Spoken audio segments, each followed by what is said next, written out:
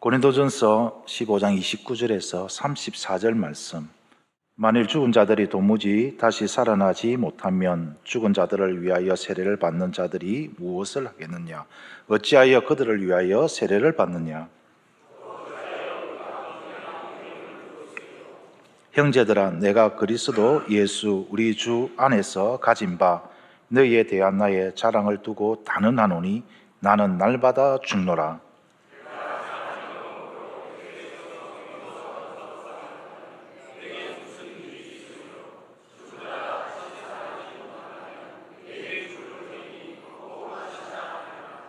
속지 말라. 악한 동무들은 선한 행실을 더럽히나니 깨어 의를 행하고 죄를 짓지 말라. 하나님을 알지 못하는 자가 있기로 내가 너희를 부끄럽게 하기 위하여 말하노라. 아멘. 여러분, 성경 공부 열심히 하고 계십니까? 예.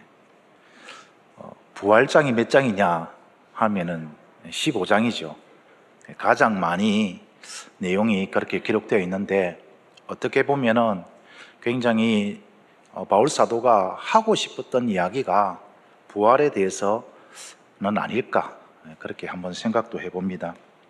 여러분, 드라마를 보다 보면은 또 세상에서 하는 이야기들이 있는데 어떤 이야기들이 가장 많이 들립니까? 어떤 이야기를 가장 자주 듣습니까? 한 번뿐인 인생 즐겨야지. 죽으면 끝인데 지금이 중요하잖아. 왜 그렇게 힘들게 살아? 내일 무슨 일이 일어날지 아무것도 모르잖아. 지금이 최고야. 이런 이야기를 자주 듣지는 않습니까? 어떻게 사는 것이 정답일까요? 특히 부활신앙을 가진 성도라면 어떻게 살아야 할까요? 저도 세상이 이야기하는 이야기들을 자주 듣다 보니까 간혹 그런 생각이 들 때도 있습니다. 그래서 흔들릴 때도 있고요. 과연 세상이 말하는 그 말대로 사는 것이 지혜로운 삶인가? 그렇게 사는 것이 진짜 행복한 삶인가? 우리는 그죠? 머리로는 그게 아니라고 생각을 합니다. 그런데 우리의 삶을 돌아보면은 우리의 삶의 모습 속에 그렇게 살아가는 경우가 참 많은 것을 발견하게 됩니다. 부활신앙을 가진 성도는 어떻게 살아야 하는가? 오늘 바울 사도는 1질문에 3가지 답을 주고 있습니다. 첫째, 부활신앙을 가진 성도는 삶의 목적이 분명해야 합니다. 죽음은 끝이 아니니까, 부활이 있으니까 삶의 목적이 분명해야 한다라는 것입니다. 여러분이 사는 이유가 무엇입니까? 여러분의 삶의 목표, 목적이 무엇입니까? 고린도전서 10장 31절에 그 답이 있죠. 무엇이죠? 이거 모르시면 여러분 지금 잘못 살고 있는 것입니다. 나 제대로 살고 있는데요. 아니요. 먹든지 마시든지 무엇을 하든지 하나님의 영광을 위해서 살아야 한다. 이것이 부활신앙을 가진 성도의 인생의 분명한 목적이 되어야 한다. 성경은 분명히 이야기를 하고 있습니다. 오늘 본문은 먼저 바울 사도가 고린도 교회의 성도들의 모순 한 가지를 지적을 하고 있습니다. 그들 가운데는 하나님을 믿는다고 하면서 부활을 믿지 않는 사람들이 있었습니다. 그런데 이상하게도 부활은 믿지 않는데 죽은 자를 위한 세례라는 관습을 계속 행하고 있는 거예요. 그래서 바울 사도는 이걸 지적을 하고 있습니다. 오늘 본문 29절이 바로 그 내용입니다. 만일 죽은 자들이 도무지 다시 살아나지 못하면 죽은 자들을 위하여 세례를 받는 자들이 무엇을 하겠느냐? 어찌하여 그들을 위하여 세례를 받느냐? 무슨 말이냐 하니까, 아니, 부활이 없다고 하면서 왜 그런 일을 계속하고 있느냐? 이 질문을 하고 있습니다. 너희의 말과 행동이 다르지 않느냐? 부활이 없다면서 왜 죽은 자들을 위하여서 세례를 받느냐? 이런 질문을 하고 있는 것입니다. 그래서 바울 사도는 부활은 있다, 부활은 틀림없이 있다라는 것을 증명하기 위해서 자신의 이야기를 합니다. 30절 말씀입니다. 또 어찌하여 우리가 언제나 위험을 무릅쓰리요? 부활이 없다라고 이야기를 하는데, 죽음은 끝이라고 이야기를 하는데, 우리의 삶이 그 증거다. 우리의 삶을 보면은 부활이 있다라는 것을 알 수 있을 것이다. 여러분도 아는 것처럼 우리가 지금 복음을 위해서 어떻게 사는지 여러분 잘 알고 있을 것입니다. 굳이 이렇게 살 이유가 없습니다. 죽음이 끝이고 부활이 없다면 우리가 지금 이렇게 위험을 무릅쓸 이유가 없습니다. 우리가 이렇게 위험을 무릅쓰는 이유는, 이렇게 고생하는 이유는, 조금 속된 말로 하면은, 세상의 표현을 빌리자면 우리가 이렇게 개고생하는 이유는 부활이 있기 때문이다. 바울 사도를 비롯한 일행들은 주님께서 주신 사명을 감당하기 위해서 엄청 고생을 했습니다. 얼마나 자신이 고생했는지 그 내용을 잘 기록하고 있는 부분이 고린도후서 11장에 있는데요. 여러분도 잘 아시는 것처럼 바울 사도는 정말 고생했습니다. 얼마나 고생했느냐, 표현을 빌리자면 감옥에도 갇혔고요, 매도 맞았고요, 돌에 맞아 죽을 뻔도 했고요, 배도 3번 파손했고, 강요 위험, 강도 위험, 동족의 위험, 이방인의 위험, 굶주리고 추위에 떨고 잠 못 이루는 밤을 수도 없이 보냈다. 그렇게 그는 전하고 있습니다. 그런 고생 가운데서도, 그런 고난 가운데서도 그가 절대 복음을 포기하지 않았던 이유는 단 한 가지입니다. 부활이 있기 때문에, 부활을 믿기 때문이다. 그렇게 말합니다. 그러면서 그는 이렇게 다시 고백을 합니다.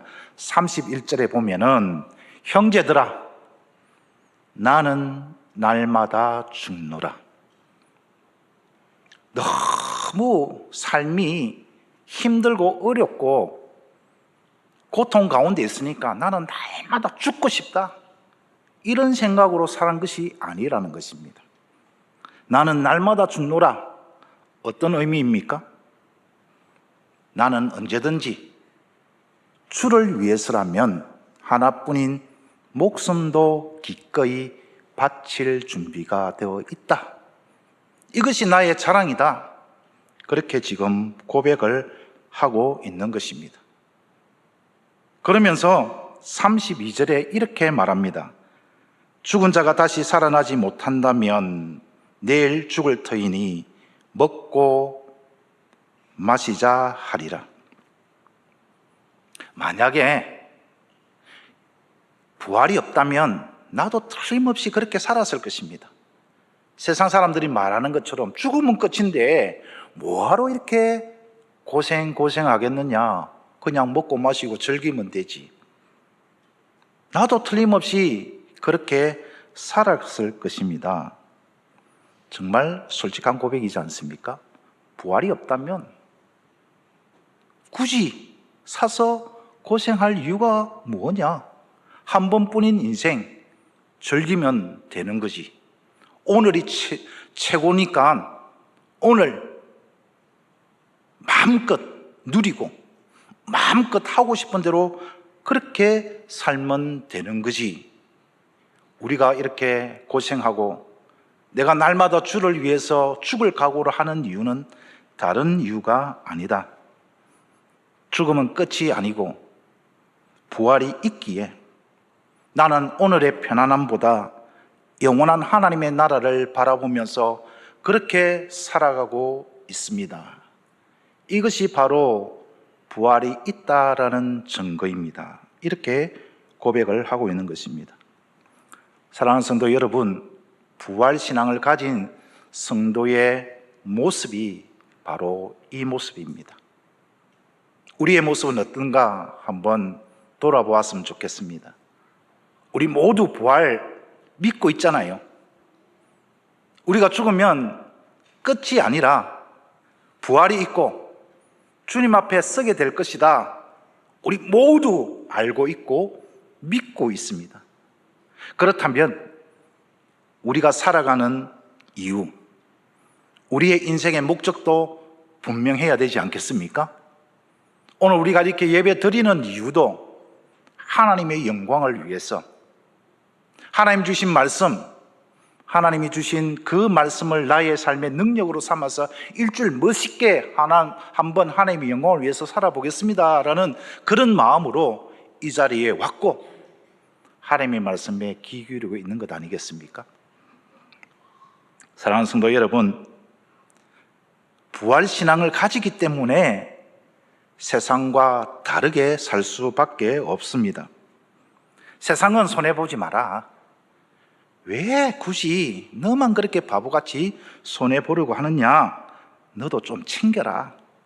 그렇게 이야기를 합니다. 하지만 부활신앙을 가진 우리는 하나님을 위해서 손해도 감수하지 않습니까? 세상은 뭐 그렇게 어렵게 사느냐? 그냥 하고 싶은 대로 살아. 그게 최고다. 그렇게 말합니다. 하지만 부활신앙을 가진 우리는 복음을 위해서 기꺼이 수고하는 것입니다. 그래서 이름 없이 봉사할 수 있는 거고요. 아무도 몰라줘도 기도할 수 있고요. 오해를 받고 억울한 일 당해도 사랑하고 용서할 수 있고요. 피곤하고 힘들어도 끝까지 섬길 수 있는 것입니다. 사랑하는 성도 여러분, 반드시 기억합시다. 부활은 있습니다. 그래서 우리의 수고가 절대로 헛되지 않습니다. 사람은 잊을 수 있습니다. 사람은 기억하지 못할 수 있어요. 하지만 하나님은 절대로 잊지 않습니다. 반드시 기억하십니다. 하나님의 영광을 위해서, 복음을 위해서 흘리는 눈물 한 방울, 한숨 섞인 기도라도, 아무리 작은 사랑과 헌신, 섬김이라도 하나님은 다 기억하십니다. 그리고 부활의 날 그 모든 믿음과 순종을 영광의 부활로 갚아 주실 것입니다. 그러므로 오늘도 하나님의 영광을 위해서, 복음을 위해서 끝까지 충성하는 저와 여러분이 되기를 주님의 이름으로 축원드립니다. 둘째, 부활신앙을 가진 성도는 세상의 달콤함에, 세상의 달콤한 유혹에 속지 말아야 합니다. 오늘 본문 33절에 바울 사도는 단호하게 말합니다. 속지 말라.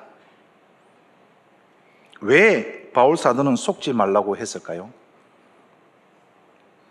당시 고린도 교회 안에 부활을 믿지 않는 사람들이 있었다고 했습니다. 그런데 문제는 그런 잘못된 생각이 그들만의 생각으로 그친 것이 아니라 다른 성도들한테 영향을 주고 있었기 때문입니다. 그래서 이어서 그는 이렇게 말합니다. 악한 동무들은 선한 행실을 더럽힌다. 이렇게 말을 합니다. 사람을 사귈 때 가려서 사귀라, 조심해서 사귀라, 이 뜻이 아닙니다. 한번 생각을 해보면 우리가 누구와 함께 있느냐, 무슨 말을 자주 듣느냐, 어떤 가치관을 가까이 하느냐, 그것이 우리의 믿음과 삶에 큰 영향을 줍니다. 그래서 속지 말고 분별하라라는 말이죠. 참 신기하게도 사람은 함께하는 삶을 닮아갑니다. 그 대표적인 예가 부부지 않습니까? 처음에 만났을 때는 성격도 달랐고 말투도 달랐고 습관도 달랐습니다. 그런데 수십 년을 함께 살다 보니 웃는 모습도 닮았고 말하는 방식도 닮고 표정까지 닮아갑니다. 우리 아내는 안 그런 것 같아요. 좋은 것도 닮고 안 좋은 습관도 닮습니다. 왜 그렇습니까? 사람은 함께하는 사람의 영향을 받는 존재이기 때문입니다. 신앙도 마찬가지죠. 처음에는 술 마시지 않는 사람도 술을 즐기는 사람들과 계속 어울리다 보면은 한 잔 정도는 뭐 괜찮지 하지만 점점 술에 익숙해집니다.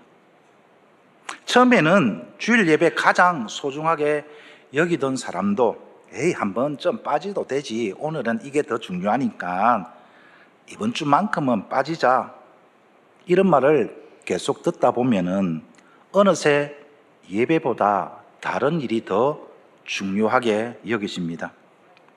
처음에는 정직하게 살려고 노력했던 사람도 뭐 그렇게 어렵게 사느냐, 좀 유도리 있게 융통성 있게 그렇게 좀 살아라, 그렇게 고지식하게 살면 성공할 수 없어, 좀 적당하게 살자, 이런 말을 계속 듣다 보면은 양심이 무뎌지기 시작합니다. 여러분, 믿음은 하루아침에 무너지지 않습니다. 처음에는 아주 작은 생각 하나가 들어옵니다.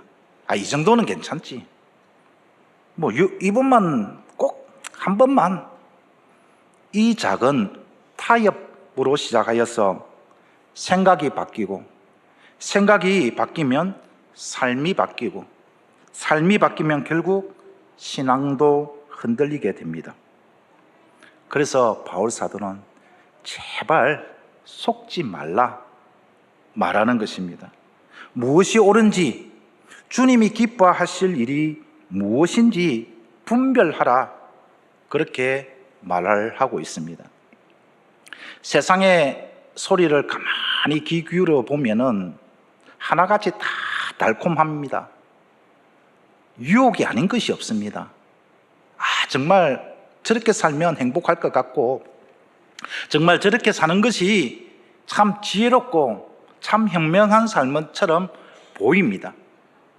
그런데 과연 그것이 주님이 기뻐하실 일인가 살펴보면은 그게 바로 답인 것을 우리는 알 수 있습니다. 세상은 끊임없이 말하죠. 뭐니 해도 돈이 최고야. 돈이 있어야 사람 구실도 할 수 있고, 돈이 있어야 뭐든지 할 수 있어. 이것은 세상 사람들만의 생각일까요? 저도 그렇게 생각을 많이 하고 있습니다. 돈이 최고인 것 같고, 돈 없으면 못 살 것 같고, 돈이 있어야 제대로 살 수 있을 것만 같습니다. 그러나 그것은 세상의 기준이고, 하나님은 이 돈에 대해서 어떤 기준을 우리에게 주셨습니까? 돈은 일만 악의 뿌리다, 시작이다. 돈이 나쁘다라는 게 아닙니다. 돈을 잘못 사용하면 일만하게 빠질 수 있는 위험성이 있다라는 것입니다. 사랑하는 성도 여러분, 우리의 기준은 무엇입니까? 우리가 세상의 달콤함에 속지 않으려면 어떻게 해야 됩니까? 이 질문 하나면 끝입니다. 과연 주님이 기뻐하실까? 우리는 사람들 눈을 의식해서 살아가는 존재가 아니지 않습니까? 세상의 흐름에 휩쓸려가는 존재가 아니지 않습니까? 우리는 하나님 앞에 살아가는 존재입니다. 세상 사람들 눈에는 하나님이 보이지 않기 때문에 자신의 생각으로 살아갑니다. 자신의 판단과 기준으로 살아갑니다. 그러나 우리는 하나님을 바라보고 살아가는 존재입니다. 세상 사람들 눈에는 하나님이 보이지 않지만 우리의 믿음의 눈에는 하나님이 보이지 않습니까? 안 보이시는 분 기도하시면 됩니다. 예. 하나님은 어디에나 계시고 심지어 하나님은 이곳 내 마음에 성령으로 계십니다. 그래서 지금도 내가 어떤 생각을 하고 있고 어떤 마음인지 하나님은 다 알고 계시죠. 그래서 우리가 하나님 앞에 살고 있다라는 인식, 코람데오, 내가 어디서 무엇을 하든지 하나님 앞이다라고 인식하고 살아갈 때에 우리는 세상의 그 어떤 달콤함에도 속지 않을 수가 있습니다. 제일 먼저 하나님의 불꽃 같은 CCTV에 앞에 있다, 이 생각을 하셔야 됩니다.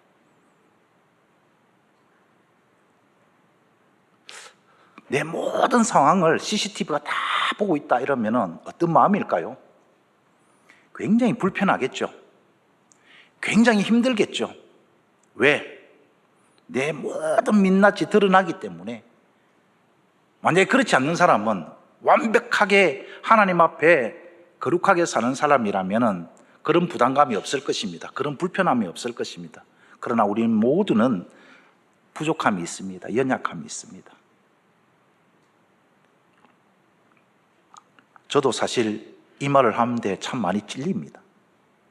저라고 365일 하루 24시간 하나님 앞에 정말 거룩하게 하나님 보시기에 하나도 흠이 없는 그렇게 살아가는 존재가 아니라는 것을 저도 누구보다도 잘 알고 있습니다.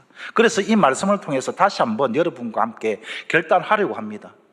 오늘 이 시간부터 하나님의 CCTV 앞에 서 있다라는 것을 기억합시다. 그리고 우리의 삶의 기준은 너무나도 분명한 것이 하나님의 말씀입니다. 그래서 하나님의 말씀을 가까이 해야 됩니다. 매일 하나님의 말씀을 묵상해야 됩니다. 내가 하나님의 말씀을 읽지 않는다고 해서 그 기준이 사라지는 것은 아닙니다. 내가 하나님의 말씀을 모른다고 해서 그 기준이 없어지는 것은 아닙니다. 중요한 것은 내가 하나님의 말씀을 내 삶의 기준으로 삼고자 하는 의지입니다. 믿음인 것입니다. 그래서 큐티 해야 합니다. 큐티 안 하는 사람, 나는 하나님 말씀 없어도 살아갈 수 있다라고 생각하는 사람입니다. 나는 하나님 말씀 없어도 자연스럽게 나는 하나님 말씀 기준으로 살아갈 수 있다라고 생각하는 사람입니다. 그런데 우리는 고린도전서에 바울의 고백을 한번 마음에 새겨 볼 필요가 있습니다. 자신을 쳐 복종하게 하면 그토록 하나님을 위해서 주의 나라를 위해서 모든 것을 바쳤던 바울 사도지만 여전히 자기 안에는 죄된 본성이 있어서 그것을 하지 못하게 하는 그 영적 싸움에서 치열하게 몸부림치고 있는 바울 사도의 모습, 우리의 모습이 되어야 되지 않겠습니까? 그래서 마귀와 싸워서 물리칠 수 있는 유일한 공격 무기는 뭐라고요? 성령의 검이신 검인 하나님의 말씀입니다. 그리고 그 말씀대로 순종할 수 있도록 뭐 해야 된다? 기도해야 된다. 그래서 예배 자리가 중요한 겁니다, 여러분. 예배 때 뭐 합니까? 찬양하죠. 예배 때 뭐 합니까? 성령의 검인 말씀을 받죠. 예배 때 뭐 합니까? 기도하죠. 예배의 자리, 기도의 자리를 여러분 지키시길 바랍니다. 이번 수요 기도회는 전체 구역 모임이라고 했습니다. 그죠? 한번 우리 모두가 주님 앞에 나와서 함께 기도하고 함께 말씀 앞에서 자신을 돌아보면서 나아갈 때에 세상의 그 달콤함에 속지 않는 진정한 부활신앙을 가진 주의 백성이 될 줄 믿습니다. 그래서 공동체가 중요한 것입니다. 조금 전에 제가 표현했던 거 있죠? 우리는 어떤 말을 자주 듣느냐, 누구랑 함께 하느냐가 굉장히 중요한 문제입니다. 왜? 영향을 받을 수밖에 없는 거죠. 그래서 믿음의 공동체가 중요한 것입니다. 세상 사람들과 자주 어울리다 보면 세상의 가치관에 익숙해질 수밖에 없어요. 그러다 보면 어느 순간에 내가 거기에 끌려가고 있다는 것을 발견하게 될 것입니다. 그러나 믿음의 공동체는 어떻습니까? 함께 받았던 은혜, 또 개인적으로 받았던 은혜를 함께 나누며 또 남에게 말할 수 없는 그런 인생의 고민들, 그런 어려움들을 믿음의 공동체 안에서 함께 할 때에 거기에 은혜가 있는 것입니다. 거기에 위로가 있고요, 거기에 격려가 있고, 거기에 참 평안이 있고, 거기에 참 사랑이 있습니다. 요즘 이런 말 들어보셨습니까? 꽃보다 사람이 많다. 안 들어보셨습니까? 꽃보다 사람이 많다. 지금 제가 말씀드렸잖아요. 어딜 가나 요즘 꽃 축제가 참 많이 열립니다. 봄부터 시작해서 꽃이 피면은 곳곳에 꽃을 주제로 한 축제가 있는데, 벌보다 사람이 많더라고요. 제가 표현을 잘못했죠. 벌보다 사람이 많다 이래야 되는데, 얼마나 사람이 많은지요. 벌보다 진짜 사람이 많더라고요. 어디에요? 꽃이 피는 곳에. 신앙적으로 제가 이렇게 적용을 해봤습니다. 우리 구역에 사랑의 꽃이 피기만 한다면 사람이 모이겠구나. 꽃이 피는 곳에 어떻게 알고 그렇게 많은 사람들이 모이는지 거리가 문제가 안 되더라고요. 왜? 저도 꽃 보러 갔거든요. 가까워서가 아니라 하도 꽃이 좋다. 그래서 얼마나 좋은지 한번 가보자 해서 가봤습니다. 별거 없더라고요. 그런데 사람은 많았습니다. 그렇게 몇 시간을 운전해서 꽃 구경하러 가는 이유가 무엇입니까? 나도 경험해보고 싶거든요. 우리가 영적으로 적용해보면 똑같지 않겠습니까? 왜 세상 사람들이 세상의 달콤함에 귀를 기울이겠습니까? 관심을 가지겠습니까? 달콤한 맛을 보기 위해서입니다. 세상은 외로워하고 있습니다. 세상은 힘들어하고 있습니다. 왜냐? 다 개인적이잖아요. 자기 중심이잖아요. 그러다 보니까 사랑에 목말라 있는 거예요. 그 사랑 우리 안에서 맛보게 해주면 어떨까요? 그래서 소그룹 하는 것입니다. 그래서 우리 구역장님들 수고하니까 한번 이 수양회를 통해서 다시 한번 우리가 위로를 받고 재충전해서 열심히 한번 모여보자, 그런 것 아니겠습니까? 사랑하는 성도 여러분, 공동체가 중요합니다. 세상에 속지 않으려면 나 혼자만 속일 수 있는 일도 함께라면 속지 않을 수가 있습니다. 그래서 바울 사도는 속지 말라, 그렇게 하면서 말씀이 중요하다, 기도가 중요하다, 공동체가 중요하다, 이렇게 오늘 또 우리에게 권면을 주고 있는 것입니다. 우리 수정교회가 정말 이 세상의 그 어떤 달콤함에도 속지 않는 부활신앙을 가진 우리 모두가 되기를 주님의 이름으로 축원드립니다. 마지막 세 번째는 거룩한 삶을 살아야 한다라는 것입니다. 부활신앙을 가진 성도는 거룩한 삶을 살아야 된다. 다르게 말하면 세상과 다르게 살아야 된다라는 것입니다. 세상과 구별되게 살아야 된다라는 것이죠. 그래서 바울 사도는 세 가지를 그렇게 명령을 합니다. 오늘 본문 34절입니다. 깨어라, 의를 행하라, 죄를 짓지 마라. 깨어서 의를 행하고 또 죄를 짓지 않는 것, 한마디로 거룩한 삶이죠. 세상과 구별된 삶입니다. 세상과 다르게 사는 삶이다라는 것입니다. 깨어라라는 것은 무엇입니까? 정신 차리라는 것이죠. 영적 잠에서 깨어나라라는 것입니다. 죄에 무감각해져서 자고 있지 말고 내가 지금 어떤 상태인가 돌아보라라는 것입니다. 세상 유혹에 넘어지지 말고 취하지 말고 정신 차리라라는 그런 말이죠. 하나님 앞에서 자신을 돌아보면서 무엇이 진리인지 분별하고 무엇이 하나님이 기뻐하실 일인지 돌아보라라는 그런 말입니다. 의를 행하라, 무슨 뜻입니까? 하나님의 뜻 가운데 행하라는 것이죠. 하나님이 기뻐하실 일은 무엇인지. 그래서 바울 사도가 고린도전서에서 한 가지 특별한 그런 원칙을 세워주셨습니다. 고린도 교회는 서로 자랑을 했습니다. 서로 편을 갈라서 갈등이 있었습니다. 네 편, 내 편 하면서 또 하나님께서 주신 선물인 은사를 자기 길을 자랑하는 데 썼습니다. 어쨌든 고린도 교회는 문제가 참 많은 교회였습니다. 그 교회에게 한 가지 중요한 원칙을 주셨는데 그게 뭡니까? 교회의 덕을 위해서 행하라. 그러기 위해서는 사랑하라. 13장이죠. 사랑장입니다. 사랑하라.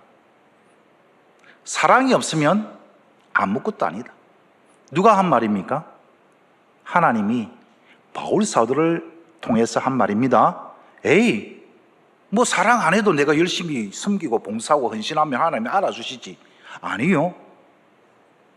사랑이 없으면 아무것도 아니다. 하나님이 말씀하셨잖아요. 그런데 우리는 자꾸 다르게 생각을 합니다. 그래도 하나님, 나 열심히 했잖아요. 나 열심히 섬겼잖아요. 나 열심히 봉사했잖아요. 하나님, 아니, 그것이 사랑에 의해서 했는지 너의 의를 드러내고 했는지 한번 생각해봐라. 사랑이 없으면 아무것도 아니다. 사랑하는 성도 여러분, 부활신앙은 그냥 우리가 머리로만 기억하는 교리가 아닙니다. 그것으로 끝나서는 안 됩니다. 부활신앙은 뭐라고요? 우리의 삶을 변화시키는 하나님의 능력입니다. 그래서 부활신앙은 삶에서 드러나게 되어 있습니다. 아, 저 사람이 진짜 믿음의 사람인가 아닌가 삶에서 나타나게 되어 있다라는 것입니다. 의를 행하는 것은 다른 것이 아닙니다. 하나님의 말씀을 기준으로 살아가는 것입니다. 사랑해야 할 사람을 사랑하고요, 용서해야 할 사람을 용서하고요, 도와줘야 할 사람에게 손을 내밀고요, 섬길 수 있을 때 섬기는 것입니다. 헌신할 수 있을 때 헌신하는 것입니다. 사랑하는 우리 아버지, 어머니 세대들 맞지요?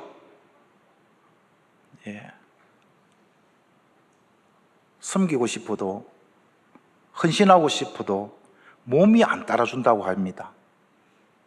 그래서 그래도 우리 어머니들, 우리 아버지들 주님이 부르시는 그날까지 할 일이 얼마나 많습니까? 기도하는 것입니다. 그렇게 위로를 하고 있는데요, 우리 젊은 세대들이 한번 깊이 생각해 봐야 할 일 아니겠습니까?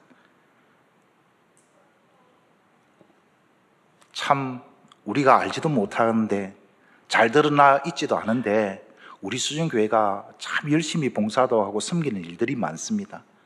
그런 일들에 다른 분들도 관심을 가지고 좀 동참하면 더 안 좋겠나 그런 생각을 해봅니다.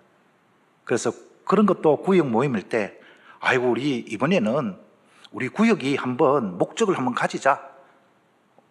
1년 365일 52주는 안 돼도 다음 달에는 우리 해피하우스 팀에 한번 동참만 한번 해보자.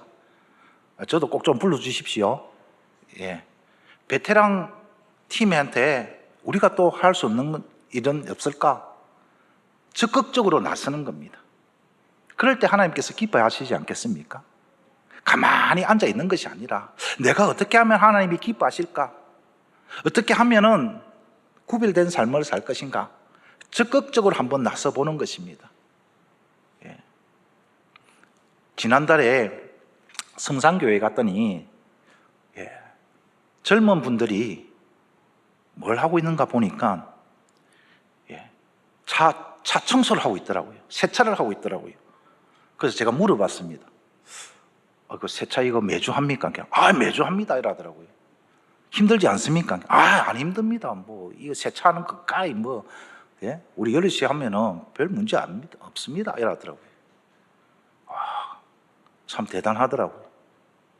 우리 청년들 한번 도전해 볼까요? 또 일거리 만든다고 뭘 하는 것 같은데 매주 아니래도 한번, 우리 구역이 몇 구역입니까? 24구역 정도 되잖아요. 그죠? 그러면은 한 주에 한 주만 담당을 해도 나누면은 그렇게 어려운 일이 아닐 거라고 생각합니다. 교회차 한번 타보셨습니까? 교회차가 빛이 나고 그죠? 깨끗하면은 타시는 분들도 얼마나 마음이 좋겠습니까? 나는 교회차 안 타니까 상관없습니다 하면은 그렇고 한번 관심을 한번 가져보십시오. 제가 예를 들은 겁니다.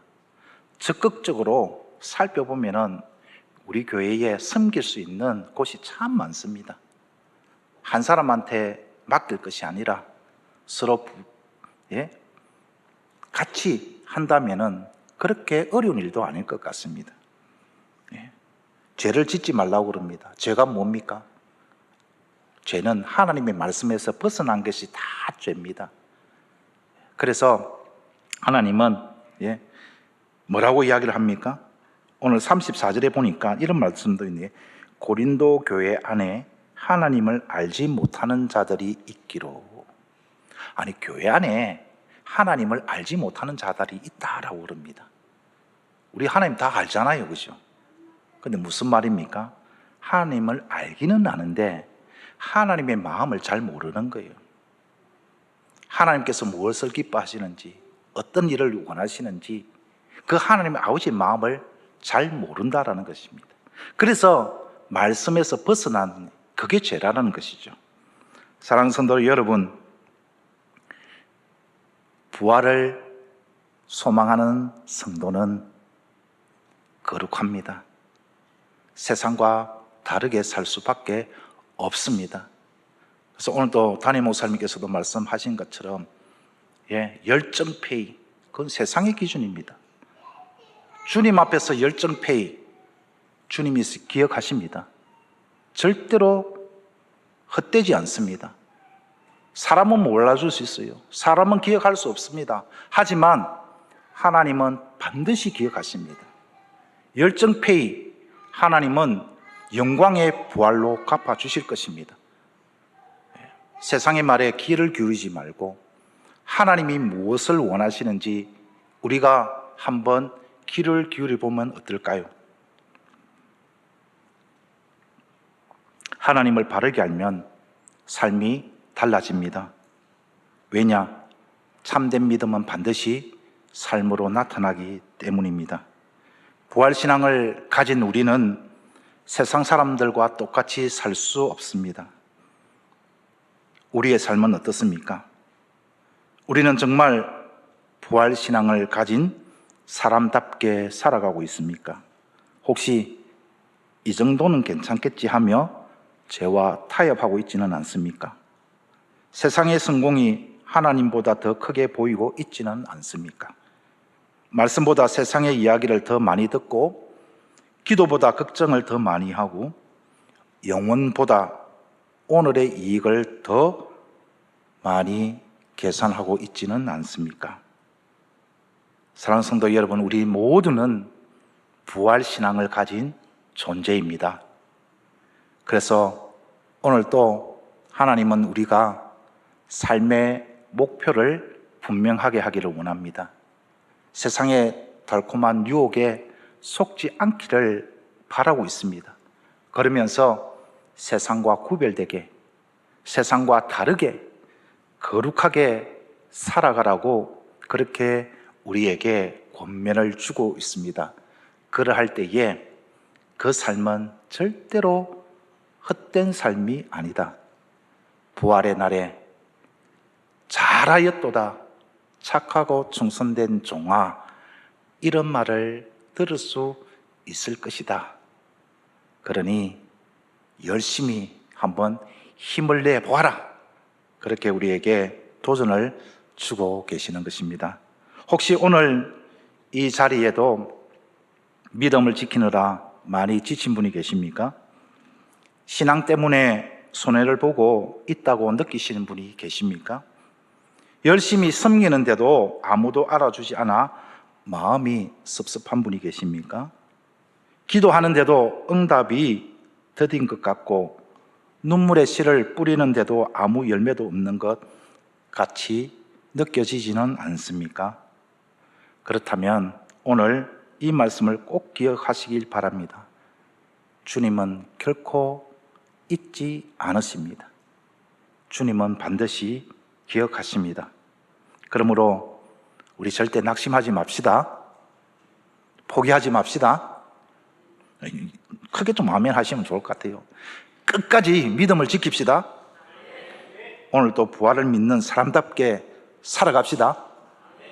하나님의 영광을 나의 목적으로 삼고 세상의 달콤함에 속지 않고 영적으로 깨어서 거룩한 삶을 살아갑시다. 그럴 때에 하나님께서 우리를 귀하게 여기시고 주님께서 마지막 날, 부활의 날 우리를 향해서 잘하였도다 착하고 충성된 종아, 이렇게 맞이해 주실 것입니다.